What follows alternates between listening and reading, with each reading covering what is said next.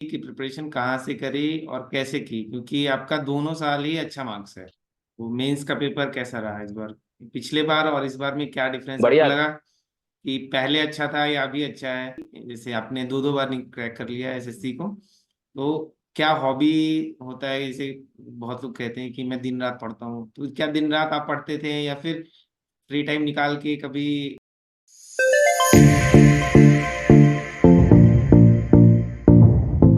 On the occasion of Republic Day, PW has come up with limited time offers starting from 24th of January for all AEJE batches. So hurry up and grab the offers. तो PW आप लोग को offer करता है RRB ALP 2024 batch सिर्फ 899 rupees में, Fateh batch SSC JE CBT 1 and CBT 2 सिर्फ 1999 rupees में, SSC JE 2024 फाउंडेशन बैच ये भी सिर्फ 1999 रुपीज में, RRB JE फाउंडेशन बैच सिर्फ 2499 रुपीज में, Chanakya एईजेई video on demand batch सिर्फ 1999 रुपीज में, अशोका 2024 बैच सी सिर्फ 2499 रुपीज में, साथ ही साथ एसएससी जेई टेस्ट सीरीज 2024 सिर्फ 299 रुपीज में अवेलेबल है। इस बैच के थ्रू आप लोग SSC JE, RRB JE, DDA JE, NHPC JE, UPPCL, DSSB AE JE, DFCIL, UPPSC, MPPSC, RSMSSB, JSSC JE, UPRBNL, BARC, HPCIL, ISRO, all state AEJ और PSU की preparation यहाँ से आप लोग कर सकते हैं। ये बैचेस न्यू एग्जाम पैटर्न और सिलेबस पे बेस्ड हैं, जो कि आप लोग को इंग्लिश लैंग्वेज में डिलीवर की जाएंगी, और यहाँ पे आप लोगों को क्लास नोट्स, डीपीपी सॉल्यूशन भी प्रोवाइड किए जाएंगे, चैप्टर वाइज शॉर्ट नोट्स भी प्रोवाइड कराए जाएंगे, साथ ही साथ आप लोग को वीकली सब्जेक्ट वाइज टेस्ट और मॉक टेस्ट तीनों टाइप के टेस्ट प्रोवाइड कराई जाएगी। इस बैचेज में आप लोग को इंडिया के बेस्ट फैकल्टीज आप लोग को मिलेंगे पीडब्ल्यू ऐप पे,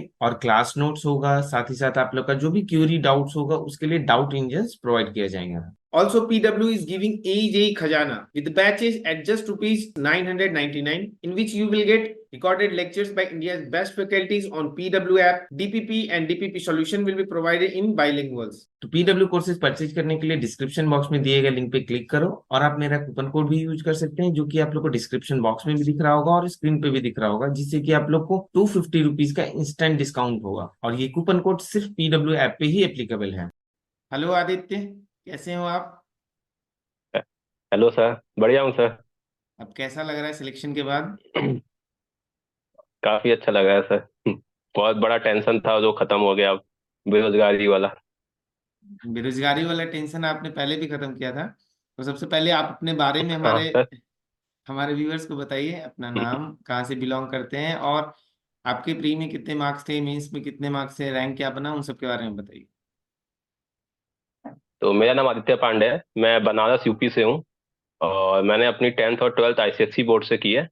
उसके बाद मैंने अपनी बीटेक जो है वो बीआईटी झांसी, जो कि यूपी गवर्नमेंट कॉलेज है, वहाँ से की है। 2020 का पास आउट हूँ मैं।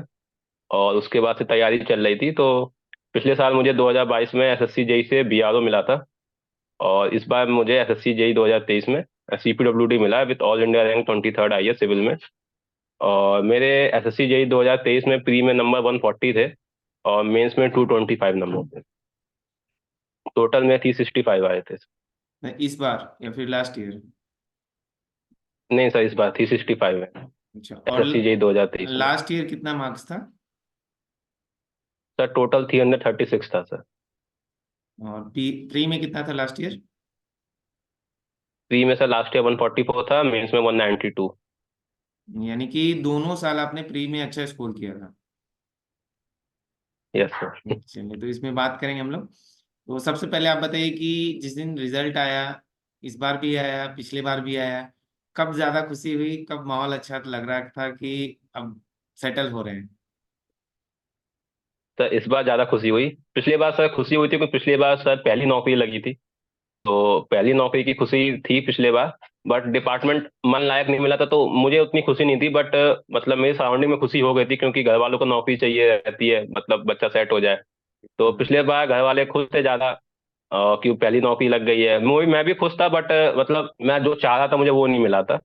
बट हम्म। इस बार जब रैंक आया, इस बार जब रिजल्ट आया फाइनल, तो इस बार मैं भी खुश था। घर वाले तो ऑब्वियस सी बात है कि वो और ज्यादा खुश हो गए कि चलो ठीक है, और अच्छा डिपार्टमेंट मिल गया, एक साल के अंदर ही दूसरा डिपार्टमेंट मिल गया। तो सही, इस साल मुझे ज्यादा खुशी हुई पिछले साल के मुकाबले। तो आपने, जैसे बीआरओ आपको मिला था, तो एक्सटेंशन आपने अप्लाई किया था? उसके बारे में बहुत लोगों को डाउट हाँ सर, रहता मैंने है। जैसे बी आर।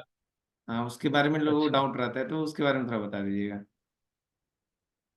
सर, जैसे कि मैंने, जैसे कि मेरा जो डीवी और मेडिकल था वो अगस्त के एंड में और सितंबर फर्स्ट वीक में हुआ था। तो उसमें डीवी मेडिकल के टाइम मेरा डीवी और मेडिकल हुआ, तो सर मैंने उसके बाद एक्सटेंशन ले लिया। 6 महीने का एक्सटेंशन मिलता है बीआरओ में। अच्छा। लास्ट डेट ऑफ मेडिकल से 6 महीने का एक्सटेंशन मिलता है। तो सर मैंने मतलब ये सोचा था कि मेंस देने के बाद मैं चला जाऊंगा, क्योंकि हम्म। सर मुझे उस समय नहीं पता था कि मतलब मेंस मेरा कैसा जाएगा और पेपर कैसा जाएगा। तो मन में ये था कि डीवी मेडिकल हो गया तो अब मेंस का पेपर दूंगा और मेंस देने के बाद मैं चला जाऊंगा। तो मेंस की डेट भी आ गई थी सर हमारी 4 दिसंबर की। तो वहां से, जैसे ही वहां से बीआरओ से डीबी और मेडिकल प्रोसेस करवा के आए, तो उन्होंने एक अपॉइंटमेंट लेटर दिया था, जिसको आप 6 महीने बाद, 6 महीने के अंदर कभी भी लेके आइएगा तो आपका ज्वाइनिंग करा देंगे वो लोग। अच्छा। तो वो, हाँ, तो सब वो मिला था, हम उसमें लिखा भी था, उसमें उसके ऊपर लिखा था कि विद इन 6 मंथ के अंदर आपको आना है ज्वाइनिंग के लिए, अपॉइंटमेंट लेटर के अंदर। तो सर वो लेके हम लोग वहां से वापस आ गए। उसके बाद सर 20-25 दिन का टाइम मिला मुझे प्री के लिए। तो मैंने सर उसके 20-25 दिन के अंदर मैंने अपना प्री प्रिपेयर किया दोबारा, फिर से जैसे पहले किया था। हम्म। टेस्ट सीरीज लगाई, कॉन्सेप्ट रिवाइज किए, और फिर दोबारा लग गया। जो जो गलतियां पिछले साल की थी वो सोचा इस साल ना करूं। तो और अच्छे से मैंने प्रिपेयर किया। फिर मेंस के लिए 1 महीने का टाइम मिला। जब मेंस किया, फिर जब मेंस करने के बाद जब मैं सोचा था कि अब चलते हैं, तब मुझे सोचा कि थोड़ा वेट कर लेते हैं, 2-3 दिन मार्कशीट आ जाएगी, वो रिस्पॉन्स की आ जाएगी तो पता चलेगा। तो जैसा रिस्पॉन्स की आई तो देखा कि नंबर अच्छे हैं, तो फिर मैं सोचा कि अभी रिजल्ट का वेट करता हूँ कि रिजल्ट भी जल्दी आ जाएगा। हम्म। तो जब से रिजल्ट आ गया तो फिर मैंने प्लान ड्रॉप कर लिया वहाँ जाने का। तो अब मैंने यहीं पे सही है, सीधा सीपीडब्ल्यूडी ज्वाइन करूंगा सर अब। चलिए, बढ़िया। तो सबसे पहले आप मुझे बताइए कि आपने प्री की प्रिपरेशन कहाँ से करी और कैसे की, क्योंकि आपका दोनों साल ही अच्छा मार्क्स है। 140 सिविल में लाना बहुत बड़ी बात होती है, तो उसके बारे में बताइए।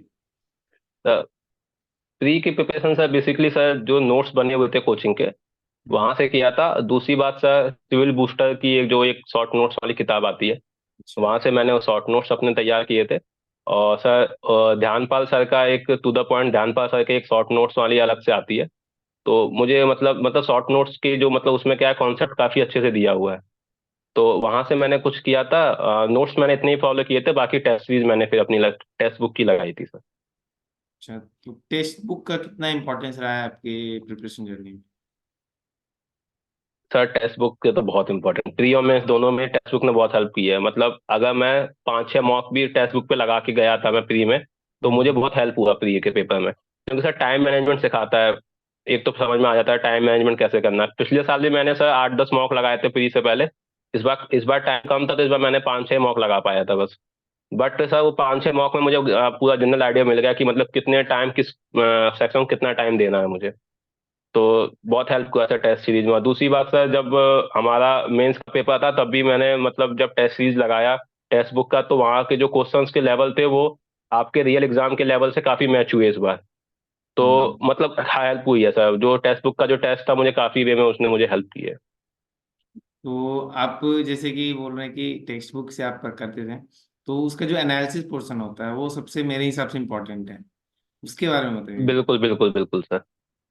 सर टेस्ट देने से ज्यादा एनालिसिस का ज्यादा इंपॉर्टेंट है टेक्स्ट बुक में। बेसिकली क्या होता है कि 2 घंटे का टेस्ट होता है, आदमी टेस्ट दे के हट जाता है। हम्म। पर टेस्ट देने के बाद आपको एनालिसिस में जो क्वेश्चन गलत हुए हैं, 15-20 क्वेश्चन या 25 क्वेश्चन, जितने भी क्वेश्चन आपके गलत हुए हैं उनको एनालिसिस करिए। क्योंकि टेक्स्ट बुक का सबसे अच्छा पार्ट ये है कि जो वो क्वेश्चंस का एनालिसिस देता है वो सबसे अच्छा देता है। हम्म। अगर किसी थ्योरेटिकल क्वेश्चन में आपकी मिस्टेक हुई है, तो वो ये बताएगा कि आगे पीछे थ्योरी के पीछे कितना मतलब मैक्सिमम आपका मतलब जो भी जानकारी है उससे रिलेटेड पूरी जानकारी वो देता है अपने आंसर की में। तो एनालिसिस करना सबसे अच्छा था। एनालिसिस करने से ये हेल्प हो गया कि कौन सा टॉपिक मेरा वीक है। तो मैंने उस टॉपिक को दोबारा अपने नोट से रेफर किया, पढ़ा, प्रीवियस ईयर लगाया, मैंने ईएससी का प्रीवियस ईयर लगाया था सर इस बार मेंस के लिए। तो मुझे मतलब वहां से काफी आइडिया लग गया था कि कैसे मतलब कैसे क्या करना है। तो मेंस का पेपर कैसा रहा इस बार? पिछले बार और इस बार में क्या डिफरेंस आपको बढ़िया। लगा, कि पहले अच्छा था या अभी अच्छा है?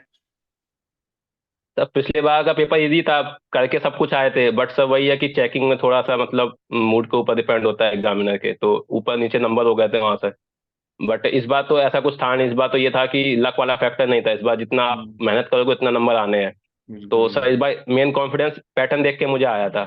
कि मतलब पैटर्न चेंज हुआ तो मतलब मुझे कॉन्फिडेंस आया कि चलो इस बार मैं और अच्छे से करूंगा तो हो सकता है अच्छा डिपार्टमेंट मिल जाए। तो सर पैटर्न से ये था कि सर इस बार मैंने लगभग 89 क्वेश्चन अटेम्प्ट किए थे मैंने इस बार मेंस में, अच्छा, जिसमें सर 80 क्वेश्चन के आसपास सही थे सर। बहुत बढ़िया है। तो तो टाइमिंग का क्या रोल रहा? पेपर सा पैटर्न टाइमिंग का सर ये था कि पेपर इस पहली बार पेपर आया तो सर थोड़ा सा मतलब कॉन्सेप्चुअल ज्यादा था, मतलब सिली मिस्टेक वाले क्वेश्चन ज्यादा आए थे कि अच्छा। बच्चा जल्दी जल्दी में सिली मिस्टेक जो हो जा रही है, हाँ वो क्वेश्चन ज्यादा आए थे। और मतलब पेपर मतलब इजी था, मतलब कॉन्सेप्चुअल था, जो क्वेश्चन आए थे वो मतलब स्टेटमेंट वाले क्वेश्चन ज्यादा आए थे। न्यूमेरिकल हम्म, पोर्शन भी थे बट फॉर्मूला वाइज क्वेश्चन थे। तो सर हो गए थे क्योंकि प्रैक्टिस सर ईएससी की थी तो हो गए थे सारे क्वेश्चन वहाँ पे। और एक और चीज, सबसे बड़ा चीज जो था वो, जो एक बार आदमी एग्जाम निकाल लेता है ना, उसके बाद एक कॉन्फिडेंस बिल्डअप हो जाता है। तो वो बहुत ज्यादा की हाँ सर फैक्टर, वो क्योंकि बहुत। आपने ये फील किया होगा कि लास्ट ईयर जो आपने मेहनत की है उससे थोड़ा सा कम ही होगा इस बार, फिर भी आपको ज्यादा आउटपुट बिल्कुल सर दिखाएगा। बिल्कुल। तो कॉन्फिडेंट रहना बिल्कुल ज्यादा सर जरूरी है। आपको बताया मैंने जैसे कि बिल्कुल सर जैसे मैंने आपको बताया कि 25 दिन में मैंने प्री का दिया और 1 महीने में मेंस। तो वही सर 1 डेढ़ महीने की तैयारी में सर दोनों प्री मेंस दे के सर अच्छी रैंक लाया सर इस बार तो। मेहनत पहले हो चुकी थी, इस बार बस उसको अच्छे वे में बस गलतियां कम करनी थी पेपर में जाके। तो वही सर किया, बस एक्यूरेसी बढ़ाई अपनी तो सर नंबर अच्छे आ गए। बिल्कुल, यानी कि जो 4 साल 5 साल से बहुत लोग ऐसे हैं जो प्रिपरेशन कर रहे हैं, उनका कॉन्सेप्ट अच्छा रहता है, बट बिल्कुल सर। एग्जामिनेशन हॉल में जाके ना काफी नर्वस फील करने लगते हैं, गलती या सिली मिस्टेक्स हो जाती हैं। तो इन सब चीज़ पे अगर लोग ध्यान दें कि मैं पढ़ के आया हूँ, खुद पे अगर बिलीव हो, तो अच्छे से पेपर देंगे तो ज्यादा स्कोर कर सकते हैं। और जितना आप सोच नहीं सकते उससे ज्यादा आपको स्कोर आएगा। हाँ वही बात है सर। तो वही है ना सर, गलतियां कम होगी पेपर में, एक्यूरेसी अच्छा होगा तो ऑब्वियस सी बात है सर, सिलेक्शन बहुत अच्छे रैंक से सिलेक्शन हो जाएगा सर। चलिए, और अब मुझे बताइए रिवीजन के बारे में बताइए कि रिवीजन सबसे इम्पोर्टेंट पिलर माना जाता है किसी भी एग्जाम के लिए। हाँ सर। तो रिवीजन का क्या हाँ आपका सर। तरीका रहता था? बेसिकली सर रिवीजन का तो ये था कि जो शॉर्ट नोट्स थे मेरे पास, हम्म। तो मैंने वहीं से रिवीजन करना चालू किया था। तो मेरा ये था कि अपने जो कोचिंग के नोट्स थे मेरे साथ उसको रिवीजन करने के में बहुत टाइम लगता था। और हम्म। सर एसएससी जेई में जो प्री के टाइम से वन लाइनर क्वेश्चन ज्यादा आते हैं, डेटा वाइज और वन लाइनर क्वेश्चन ज्यादा आते हैं। तो उसमें कम टाइम में आपको मतलब बहुत सारे क्वेश्चन सॉल्व करके अपना एक्यूरेसी भी सही रखनी होती है, इसलिए तभी जाके मतलब प्री में नंबर अच्छे आएंगे।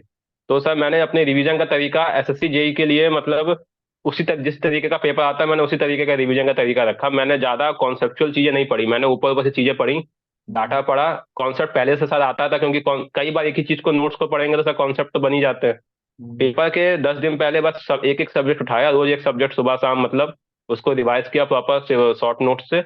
और हम्म। सर टेस्ट देते चले गए। जितना ज्यादा टेस्ट दिया था उतना ज्यादा मतलब कॉन्सेप्ट और ज्यादा क्लियर हो गया, टेस्ट में एनालिसिस किया कि हाँ यहाँ यहाँ गलती हो रही है। तो सर टेस्ट और शॉर्ट नोट्स के दोनों के मैंने रिवीजन किया, मैंने दोनों मिला के वहां से। और आपका जो डेली रूटीन रहता था, मैं इस बार की बात नहीं करूंगा, पिछली बार के बारे में आप बता दो कि क्या रूटीन रहता था आपका, सुबह से शाम तक का सर बता दो। पिछली बार तो सर प्री के लिए पिछली बार तो सर सुबह जैसे उठता था तो सबसे पहले टेक्निकल में 4 5 घंटे देता था मैं। हम्म। और जैसे 4 5 घंटे टेक्निकल पढ़ लिया, टेक्निकल पढ़ने के बाद सर फिर उसके बाद 1 2 घंटे टेस्ट सीरीज में लगाता था। टेक्निकल के ही क्वेश्चन लगाता था मैं टेक्स्ट बुक से, अच्छा। सब्जेक्ट वाइज लगाया, सेक्शनल वाइज लगाया, फिर मॉक लगाया, तो मतलब वहीं से चालू किया। उसके बाद सर मैंने थोड़ा सा मतलब रेस्ट करने के बाद मतलब 1 2 घंटे के बाद फिर मैंने आधा से 1 घंटा मैंने रीजनिंग को दिया। क्योंकि सर रीजनिंग एक बहुत इंपॉर्टेंट पार्ट है प्री के लिए, अगर उसमें आप 40 प्लस नंबर स्कोर कर रहे हैं तो मतलब आपको अच्छी लीड मिल जाएगी प्री में। तो सर रीजनिंग को मैंने मतलब रोज मतलब पेपर से 1 डेढ़ महीने पहले मैंने रोज 1 घंटा रीजनिंग को दिया मैंने। और सर रात को जैसे अब सोते टाइम मतलब अब ज्यादा एनर्जी बचती नहीं थी रात में, तो 1 घंटा बचता था, तो 1 घंटे में सर जीके जीएस के जो भी यूट्यूब से जो भी मतलब थोड़ा बहुत देखना है, हम्म। तो सर वहां से देख के फिर सो जाता था। मतलब मैक्सिमम टाइम मैं दिन में 5 6 घंटा टेक्निकल को ही देता था अच्छा, तो जीके जीएस के लिए आप कितना प्रिपेयर्ड थे, कितना स्कोर आपका जीके जीएस में बना था, वो बता दीजिए। और करंट अफेयर कहाँ से सर अपने इस साल थे? 2023 में। दोनों का बता सर दीजिए। 2023 में। दोनों का बता दीजिए। सर 2022 में सर मेरे जीके में 20 नंबर थे और 2023 में सर 18 नंबर थे। तो हम्म। अ, ये था कि सर मैंने बेसिकली सर एक अन अकेडमी में सौरभ पांडे सर हैं, हम्म। उनकी वीडियोस फॉलो किए थे मैंने। तो वहां से मतलब उन्होंने हिस्ट्री पॉलिटी और ज्योग्राफी काफी अच्छे से पढ़ा रखी है। तो मुझे मतलब सब फॉलो तो आदमी कहीं से भी कर सकता है, बस आना चाहिए समझ में, किसको कहाँ समझ में आ रहा है। मैंने काफी बिल्कुल। सारे चैनल्स देखे, मुझे मतलब लगा कि सबसे अच्छा चैनल्स मतलब जहां से मुझे समझ में आ रहा है, ज्यादा आउटपुट मिलेगा मुझे कम टाइम में, हम्म। तो मैंने अपना वहां से सर अकेडमी से सौरभ पांडे सर का देखा। उनके फ्री के लेक्चर्स हैं यूट्यूब पे, फ्री लेक्चर्स अपलोड है सारे, तो हम्म। वहां से देख सकते हैं सब लोग। बट मुझे समझ में आया, हो सकता है किसी और को समझ में ना आए उनकी चीजें, तो सर हम्म। मेरे हिसाब से तो उनके लेक्चर्स बेस्ट थे दोनों, शायद मुझे काफी हेल्प मिली मेरा भी यही उनके मानना है कि लेक्चर। आप कहीं से भी करो, कंटेंट 80 to 90% सेम ही रहेंगे। जो इफेक्ट पड़ता है हाँ वो सर। खुद से, जो आप सेल्फ स्टडी करते हो वहां से पढ़ने के बाद, वो इफेक्ट डालता है। मेन जो इम्पोर्टेंस है उसी का है। आप सेल्फ स्टडी कितना कर रहे हो, रिवीजन कितना बिल्कुल। कर रहे हो, टेस्ट कैसे दे रहे हो, वहां से गलतियां ढूंढ पा रहे हो कि नहीं। कभी कभी होता है कि हमको ज्यादा से ज्यादा टेस्ट देने की ये होड़ में लोग लग जाते हैं कि हम इतना टेस्ट देंगे, हमको 200 टेस्ट दे देना है, 300 दे हाँ देना है। बट जो आप 100 टेस्ट में जो निचोड़ सकते हैं ना, वो आप निचोड़ नहीं पा रहे हो। आउटपुट जितना आप निकाल सकते हो, अब सही ज्यादा बात है। मत दो, बट जितना दे रहे हम्म। हो उसमें से आप निकालो ना कि क्या कहाँ गलत हो रही है। अगले पेपर में भी सेम टॉपिक्स आएंगे, सेम टाइप की गलतियां होंगी, किसी में आपको लगेगा 2 नंबर बढ़ गया, 2 नंबर घट गया। तो उससे अच्छा है कि जो जितना दे पा रहे हैं उसको अच्छे से एनालाइज करें, और रिवीजन टाइमली करें। जितना ज्यादा रिवीजन होगा उतना ज्यादा फायदा होगा। सब वही बात है सर, कम पढ़ो पर जितना पढ़ो अच्छे से पढ़ो, वही रहता है बस। करंट अफेयर का बताइए। सर करंट अफेयर्स तो सर एक परचम क्लासेस है, हम्म, चैनल है यूट्यूब पे, मैंने वहां राजस्थान से की। सर उनका मंथली करंट अफेयर्स, हाँ हाँ हाँ हाँ सर, तो वहां पे मैंने उनका मंथली करंट अफेयर्स देखा था। मतलब स्पोर्ट्स का देख के जाता हूँ मैं, मतलब मुझे ये लगता है कि सब करंट अफेयर्स इतना ही पढ़ लो, आता तो है नहीं कुछ मतलब एग्जाम में वैसा। हम्म। तो मैं सर सेलेक्टिव पढ़ के जाता था, मैं सिर्फ स्पोर्ट्स के करंट अफेयर्स पढ़ के जाता हूँ। मतलब 5-6 महीने के जो भी स्पोर्ट्स के करंट अफेयर हैं, जो भी अवार्ड जिसको मिले हैं, वो हम्म। देख के जाता था। एक आध दो क्वेश्चन कभी सभी से तुक्के में बिक जाता था, तो वो सही हो जाता है, तो नहीं देख, फायदा मिल जाता है सर कभी ऐस, कभी। ऐसा है ना कि अभी से पहले जैसे भी इंटरव्यू, जितना भी 18 या 19 वाला अगर आप लोग देखोगे, तो उसमें आपको मिलेगा कि 40 नंबर भी कितने लोग जीके में लाते थे, 35 नंबर, 30 नंबर आपको रेगुलरली हाँ मिलेगा हाँ ऑलमोस्ट सारे हाँ इंटरव्यू। बट हाँ। 2022 से जितना हुआ है ना, पिछले साल से मैं बता रहा हूँ, स्कोर नहीं बन पा रहा क्योंकि बहुत कम जीके, नंबर आया सर। हाँ जीके का लेवल काफी ऊंचा हो गया है। तो आप बिल्कुल सर ये बिल्कुल। सोचोगे कि हम जीके में बहुत स्कोर कर ले, उसके लिए आपको बहुत ज्यादा मेहनत करनी पड़ेगी, उसमें उतने में आपका सीजीएल निकल जाएगा। आराम से सीरियल भी ना, उसमें सर उसमें ये होगा कि सर सीरियल अगर ना भी निकले तो आपका टेक्निकल तो इधर बिल्कुल खत्म हो जाएगा, आप बेकार टेक्निकल हो में नंबर जाएगा। कम हो जाएगा आपका, तो आपका एसएससी का प्री नहीं निकल पाएगा बस ये रहेगा। बिल्कुल बिल्कुल बिल्कुल, स्मार्टली पढ़ना हाँ सर। ज्यादा जरूरी है। बिल्कुल अब बिल्कुल बिल्कुल सर। अब मुझे आप बता दो कि जैसे आपने 2 2 बार क्रैक कर लिया एसएससी को, तो क्या हॉबी होता है? जैसे बहुत लोग कहते हैं कि मैं दिन रात पढ़ता हूँ, तो क्या दिन रात आप पढ़ते थे, या फिर फ्री टाइम निकाल के कभी मस्ती कर लिए, या कहीं घूमने चले गए, कुछ ऐसा सर होता था, खेलने चले गए? सर मस्ती और घूमना खेलना ज्यादा होता था, पढ़ाई उतनी नहीं हो पाती थी सर, क्योंकि अब 2020 से तैयारी चल रही है सर, तो शुरुआत के 1-2 साल तो काफी सीरियस तैयारी चली। उसके हम्म। बाद जब सब कोर्स पूरा खत्म हो गया, प्रैक्टिस सारी हो रखी थी, बस एग्जाम का डे, मतलब एग्जाम डे पे कुछ ना कुछ मतलब फाइनल सिलेक्शन नहीं हो पा रहा था किसी वजह से। तो हम्म। सर अब ये था कि अब बस दिन अच्छा जाना चाहिए एग्जाम का, सब हो जाएगा, अभी मन में ये हो गया था बस। तो तैयारी पूरी हो रखी, तो सर फिर पढ़ने का घंटा भी कम हो गया, तैयारी भी मतलब ज्यादा उतने अच्छे से नहीं होती थी। मतलब ये था कि हाँ पेपर आया 1 महीने, पेपर से 1 महीने पहले तो सर मतलब पढ़ते थे अच्छे से। वैसे नॉर्मल डेज में सर मस्ती होती थी, खेलना कूदना होता था, दोस्तों के संग घूमना फिरना सब मतलब प्रॉपर चल, मतलब अगर सर ज्यादा टेंशन लेंगे दिमाग और खराब हो जाएगा ना, तो इसलिए सर प्रॉपर तरीके से हम लोग मतलब मस्ती मस्ती करके पढ़ाया बिल्कुल, कोई इतना टेंशन लेके कभी पढ़ाई नहीं की सर। बिल्कुल ऐसे ही होना चाहिए। मैं भी ये नहीं कहूंगा कि आप कंटिन्यू करो, और ये भी नहीं कहूंगा कि आप ज्यादा हम्म। में खेलो, लेकिन होता है बैलेंस होना जरूरी है। सर टाइम के हिसाब से है बस। हाँ हाँ, बैलेंस हाँ होना सर। जरूरी है, क्योंकि आप जैसे रिफ्रेश होके आते हो ना, तो आपका स्पीड थोड़ा 2 गुना 4 गुना चलता है, 2x 4x पे चलता है। बिल्कुल बिल्कुल बिल्कुल। हाँ, अब वही बिल्कुल सेम बिल्कुल। चीजें बार बार देख और रहा हूँ, सर कभी अगर लगेगा कि सेम पेज हम खोल हम्म। के रखे, बट ये याद नहीं हुआ मुझे, ऐसा कि स्टेडी स्टेट आ जाता सही है। बात है। हाँ। हम्म। अच्छा, तो अब मुझे तो आप बता दो वही कि है सर, मतलब रेगुलर अगर पढ़ाई होती है तो फिर दिक्कत हो जाती है, मतलब एक हफ्ते में 1 दिन गैप लेना चाहिए, अगर 5 दिन आपने पढ़ा है तो 1 दिन रेस्ट ले लो, कोई दिक्कत नहीं है सर उसमें। बिल्कुल, एग्जाम तो आते जा रहा है, उसको बढ़ाते जाओ, धीरे धीरे इंक्रीज करो। बिल्कुल बिल्कुल बिल्कुल। अब आप मुझे बता दो कि सिलेक्शन होने से पहले तक कभी ऐसा लगा कि यार हो नहीं रहा है, इतना कर रहे हैं, मतलब कि डिप्रेशन, या फिर थोड़ा सा कभी डाउन डाउन फील होने वाला मोमेंट कभी आया? बिल्कुल बिल्कुल सर आया।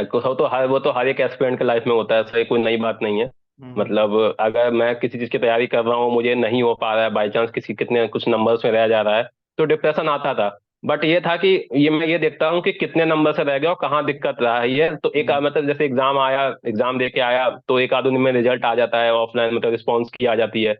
अगर हम्म। नंबर नहीं आ पाए मेरे उतने, तो फिर मैं एक दो दिन मतलब थोड़ा मतलब दुखी होता हूँ। बट फिर मैं ये नहीं कि दुखी होते महीना निकाल दिया, 2 महीना निकाल दिया दुखी में, ऐसा नहीं होता है। एक दो दिन दुखी होता हूँ, फिर ये देखता हूँ कि मतलब गलती कहाँ पे हुई है। तो हम्म। फिर दोबारा बाउंस बैक करने के लिए मैं दोबारा तैयारी में लग जाता था। डिप्रेशन होता था पर एक दो दिन के लिए होता था सर, उसका हम्म। दोबारा सा बाउंस बैक हो जाता। यानी ये ये सब था। अंदर से आ रही है आवाज की, हाँ ऐसा करना है, ये मैंने सोच के रखा हाँ हाँ सर। है। कभी कभी ऐसा भी लगता होगा कि तब यार कहाँ फंस गए, प्राइवेट में चले जाते हैं। मुझे कितने लोग लगता फोन है, करते बिल्कुल हैं, बिल्कुल बिल्कुल। फोन करते हैं कि भैया क्या करें, अब समझ में नहीं आ रहा है, 3 साल हो गया, 4 साल हो गया, अब क्या करें। अच्छा सर चलिए। जैसे मेरा कॉलेज में सर प्लेसमेंट हो गया था सर, 2020 हम्म। में जब मैं पास आउट हो रहा था तो फाइनल ईयर में प्लेसमेंट की कंपनी आई थी। हम्म।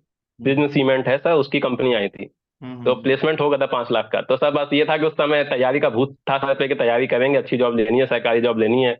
तो हम्म। प्लेसमेंट हो गया, कागज भी उन्हें ज्वाइनिंग लेटर भी दिया था, पर मैं गया नहीं। तो जब मैं तैयारी कर रहा था तो जब 2 ढाई साल हो गए कुछ हो नहीं रहा था, तब हम्म। दिमाग में आता था कि यार क्यों छोड़ दी वो जॉब फालतू, अभी तक तो कितने पैसे कमा लेता। सर घर दोस्तों से को ही देख, पैसा मिल रहा था और मतलब हाँ हाँ कभी कभी हाँ। होता है कि दोस्त का तो सर लाइफस्टाइल वो भी जैसे देख के कंप्यूटर लग। साइंस वाले हमारी बैच के हैं। हाँ हाँ हाँ। वही सर ना, कंप्यूटर साइंस वाले जो हमारे कॉलेज के थे सब प्लेस हम्म। हो गए थे सर, 10 10 12 12 लाख महीने साल का कमा रहे थे। हम्म। तो उन लोग को देख के लगा कि यार हम तो कुछ नहीं कर रहे हैं, हम बस घर वालों का पैसा वेस्ट कर रहे हैं, तैयारी कर रहे हैं, ये कर रहे हैं वो कर रहे हैं। हम्म। होता है तो सर मतलब हफ्ते में मान के चलिए कि एक दिन तो डिप्रेशन ऐसा मतलब नेगेटिव थॉट तो आती थी सर। बट ये था कि उसको ओवरकम भी हम खुद ही करते थे अपने मेहनत से। तो हम्म। चलता रहता है सर, ये एक लाइफ है सर, ये तो जर्नी है एस्पिरेंट की सर, जब तक नहीं होगा तब तक यही चलता रहेगा। बिल्कुल बिल्कुल। तो एट लास्ट मैं आपसे ये पूछना चाहूँगा कि जो 2024 में स्टूडेंट एग्ज़ाम देने वाले हैं, इसका डेट भी पहले से अनाउंस कर दिया गया है। अब तो बहुत फास्ट हो गया एसएससी, पिछले साल से ही आप लोग देख सकते हैं बहुत कि ज्यादा। ये आपने सोचा कि 6 महीने हम्म। में मैं ये जाके ज्वाइन करूंगा, 6 महीने के अंदर इधर रिजल्ट भी आ गया अगले साल का, और नेक्स्ट ईयर का भी वही बात है सब कुछ पता सर। है। तो उनको आप क्या मैसेज देना हम्म। चाहेंगे कि इस पॉइंट ऑफ टाइम पे क्या करना चाहिए? काफी लोग ऐसे भी होंगे जो फ्रेशर होंगे, फाइनल ईयर में होंगे, कुछ लोग ऐसे होंगे जो काफी दिनों से प्रिपरेशन कर रहे होंगे, तो क्या आप मैसेज उन लोगों को देना चाहेंगे? सर बेसिकली मैं पहले उन्हें बताऊंगा जो फ्रेशर हैं अभी, जो फ्रेशर हैं उनको क्या है कि एसएससी का पहले सिलेबस देखें और ये देखें कि पिछले 5 सालों में या पिछले 2 3 सालों में उनका पैटर्न क्या रहा है पूछने का, किस सब्जेक्ट से कितने क्वेश्चंस आ रहे हैं। तो पहले जो सब्जेक्ट मेन है, जैसे बीएमसी हो गया, एस्टिमेशन कॉस्टिंग हो गया, सोम हो गया, सॉइल हो गया, हाईवे हो गया, तो ये जो मेन सब्जेक्ट्स हैं पहले इनको अच्छे से कवर करें। अपने जहाँ जो जिस जगह से पढ़ रहा है उसी जगह से कंटिन्यू रखे पढ़ना, ये नहीं कि यूट्यूब पे देख के इधर उधर डेविएट हो जाए। एक जगह से पढ़ो, कहीं से भी पढ़ो, जहां से समझ में आए वहां से पढ़ो, एंड टाइम तक वहीं से पढ़ो जब तक सिलेक्शन ना हो जाए। हम्म। उसके बाद सर जैसे अपने नोट्स बनाओ, प्रॉपर तरीके से नोट्स बना लो, उसके बाद उस नोट्स को रिवाइज करो, टेस्ट सीरीज दो प्रॉपर तरीके से। तो ये है कि सिलेबस देख के काम करो, नहीं कि ये नहीं कि कुछ भी सब्जेक्ट उठा लिया जो इंपॉर्टेंट नहीं है एसएससी में, जैसे इरिगेशन हाइड्रोलॉजी बच्चों को इजी लगती है तो उसी को हम्म। चालू कर देते हैं सब, पहले 1 2 महीने उसी में निकाल देते हैं। और सब बाद में जब पता चलता है कि ये तो आता ही नहीं है, बहुत कम क्वेश्चन आते हैं इसके, तो फिर उन लोगों को दिक्कत होती है। तो सिलेबस का पैटर्न देख के तैयारी चालू करो जो नए लोग हैं। और जो पुराने लोग हैं जिनका एक दो नंबरों से रह गया इस बार, या मतलब मतलब कुछ दिक्कत हो गई एग्जाम में, नहीं हो पाया, तो सर उनके लिए तो यही है कि दोबारा लगो। क्योंकि कोई दोबारा कुछ तुम्हारे पास कोई दूसरा ऑप्शन है नहीं कि तुम मतलब स्विच कर जाओ या इधर कर जाओ उधर कर जाओ। एक बार नहीं हुआ तो अगली बार पक्का होगा, कंसिस्टेंसी बनाए रखना है बस। कंसिस्टेंसी रहेगी तो सर सिलेक्शन अगला 100% है अगली बार, जिनका इस बार नहीं हो पाया कुछ नंबरों से। बिल्कुल। तो बहुत अच्छा लगा आपसे आदित्य बात करके, और ऐसे ही थैंक यू सर। चमकते रहिए। आपका स्माइल देख के बहुत पॉजिटिविटी यहाँ से फैल रही है, ठीक है? तो थैंक यू अ, सर। चलिए, और मैं आपको ना अपने टेलीग्राम में ग्रुप में एडमिन बना देता हूँ। कुछ भी बच्चों का डाउट होता है वो आप लेने की कोशिश कीजिएगा जब भी फ्री टाइम लगेगा, ठीक है। ठीक है? और साथ ठीक है में सर। ठीक है। सर पार्ट टाइम काम भी करते हैं कुछ कुछ, उनके बारे में शेयर करना चाहेंगे? बहुत लोगों का होता है कि फाइनेंशियली सर कभी कभी इशू आ जाता है, तो ये सब हेल्प करती है, इसके बारे में बताइए थोड़ा सा। सर ये है कि मैं सर पार्ट टाइम में सर मैंने कोचिंग पढ़ाता हूँ बच्चों को, जैसे 9 10 11 12 को। मैं फिजिक्स केमिस्ट्री मैथ पढ़ाता हूँ। तो वही है सर, 2-3 घंटे दिन का निकाल लेता हूँ तो मतलब ये रहता है कि महीना 6-7 हज़ार रुपये मेरे पॉकेट मनी मिल जाती है। तो छोटे छोटे कामों पे लिए घर पे डिपेंडेंट नहीं रहना पड़ता है, फॉर्म भरना या कहीं ट्रेवल करना या किसी पेपर का कुछ देना, तो मैं ये सब अपने आप से मैनेज कर लेता हूँ। तो कभी इसकी जरूरत पड़ी नहीं सर, तो इसलिए थोड़ा सा इसमें फाइनेंशियल दिक्कत है घर पे, तो थोड़ा देख लेता हूँ सर। नहीं सही है, अच्छा है। यहाँ से भी कुछ ना कुछ तो आप सीख ही रहे हैं ना, वो कॉम्पिटिटिव एग्जाम में यही सब चीज तो बिल्कुल पूछता है बात। भी। चलिए ठीक है, फिर यहीं पे बिल्कुल एंड बिल्कुल सर। एंड करते हैं आदित्य। ठीक है sir, thank you. Thank you, thank you.